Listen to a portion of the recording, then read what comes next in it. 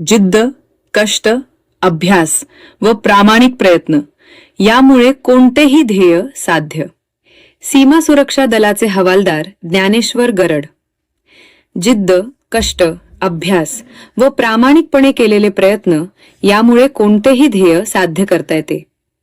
जीवनात सर्वांनी प्रामाणिक प्रयत्नांची कास धरावी असे प्रतिपादन सीमा सुरक्षा दलाचे नूतन हवालदार ज्ञानेश्वर गरड यांनी केले. मौजे वडगाव येथे प्राथमिक शाळेत आयोजित सत्कार कार्यक्रमात ते बोलत होते. अध्यक्षस्थानी मुख्याध्यापक बाळासाहेब कोठावळे होते.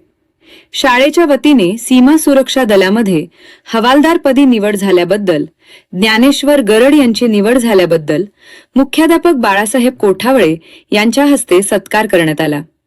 यावेळी अमर तराळ, प्रशांत वाघमारे, राजेश जाधव, छाया पाटील, महेश बन्ने, वैशाली कुंभार, शबनम जमादार, सविता कांबळे, स्वाती देसाई, बाळासो गरड, मुक्ता गरड यांचे सह मान्यवर उपस्थित होते.